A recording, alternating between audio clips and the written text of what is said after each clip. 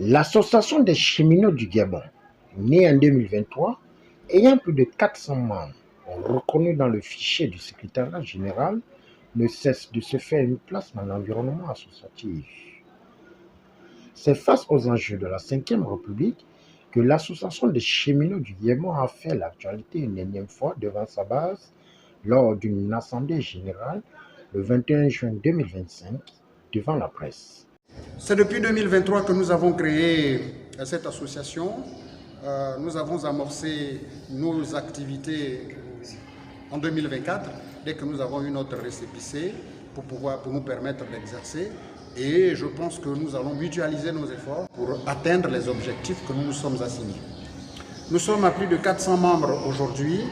Je ne parle pas des sympathisants, parce que les membres, c'est les cheminots retraités, ceux qui sont en fonction.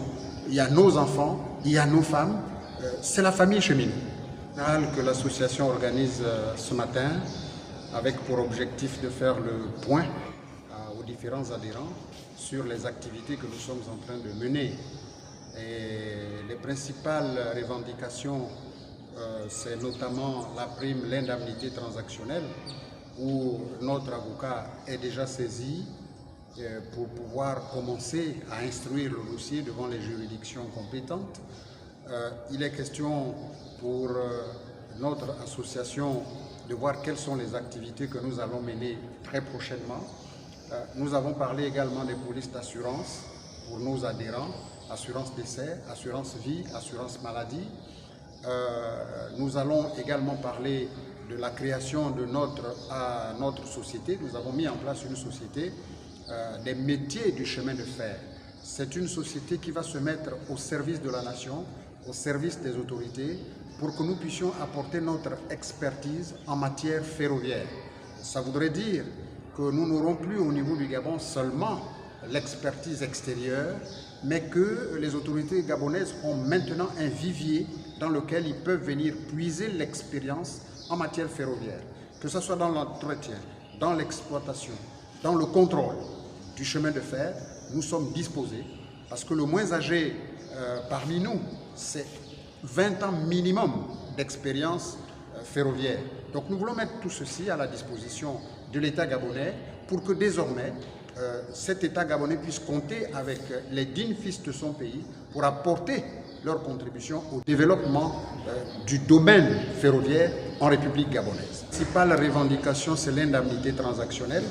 Quand une société ferme et passe à une autre société, il y a des indemnités qui sont reversées aux agents. Pour le cas spécifique du Transgabonais, une partie des agents qui ont quitté l'entreprise ont eu cette indemnité. Il y en a d'autres qui sont restés dans l'entreprise, qui ont eu, d'autres n'en ont pas eu. Et la revendication principale, c'est celle-là, faire en sorte que tous ceux qui n'ont pas eu cette indemnité alors qu'ils sont restés au chemin de fer puissent avoir cette indemnité-là. Il en est de même pour les actions de l'Octra à l'époque, quand on passait de l'Octra à Transgabonais. Donc c'est un peu toutes ces revendications que nous avons mis sur la table et qu'avec notre conseil, nous allons tout faire pour recouvrer nos droits. Le ministre des Transports, nous espérons et nous savons que nous allons avoir là-bas une oreille attentive, étant entendu que nous allons travailler dans une vision commune. Donc nous attendons qu'il nous appelle. La demande d'audience a été déposée et nous sommes en attente. Mais je pense que ça va se faire assez rapidement. C'est après la présentation de l'association, suivie de la mission et action par le président Martin Boudjanga, patriote engagé et défenseur des droits des travailleurs, le conseiller juridique Jean-Blaise Nzam a fixé le cap en mettant en exergue le droit des travailleurs face à la justice dont ils sont victimes. La première revendication, comme vous l'a dit le président, concerne l'indemnité transactionnelle. Comme il a bien dit, l'indemnité transactionnelle a été payée à un certain nombre d'agents, les agents qui sortaient de l'entreprise, mais également les agents qui sont restés dans le Transgabonais. Donc nous avons estimé que c'était une injustice. Il fallait la verser à tous ceux qui devaient continuer à œuvrer au sein du Transgabonais. Ça, c'est la revendication principale qui était à l'objet de la création de cette association. Mais à côté de cette revendication, il y a d'autres revendications. Notamment, il y a des agents qui ont été licenciés abusivement et les tribunaux ont donné l'ordre de raison, mais l'auteur n'a pas payé la réparation. Il y a des agents qui ont acheté le logement et l'État a continué à leur retirer une indemnité de logement. C'est en somme toutes ces revendications que nous allons porter à la connaissance des tribunaux. Mais étant entendu que la principale, la fondamentale revendication, c'est le paiement, la demande du paiement de l'indemnité transactionnelle qui n'a pas été versée aux agents qui ont continué à travailler à cet âge. Mais donc, parmi ces agents, il y a certains qui l'ont touché. Donc, nous avons estimé que c'est une mesure, c'est une injustice. Il n'y a pas de raison qu'on paye l'indemnité transactionnelle à certains, on ne paye pas d'autres, tous sont restés à travailler aussi une chance d'abonner.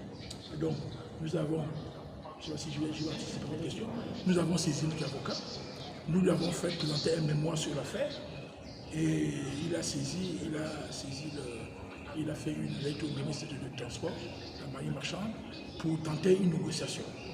Au cas où cette négociation n'aboutissait pas, il va porter l'affaire devant le Conseil d'État.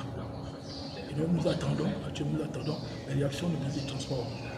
Nous notons qu'après avoir servi durant 40 ans pour certains et d'autres 20 ans, à l'aube de la réalisation du projet du chemin de fer Mayumba-Belinga, l'association des cheminots invite le gouvernement d'avoir un regard particulier à leur expertise en donnant la possibilité aux nationaux de montrer de quoi ils sont capables.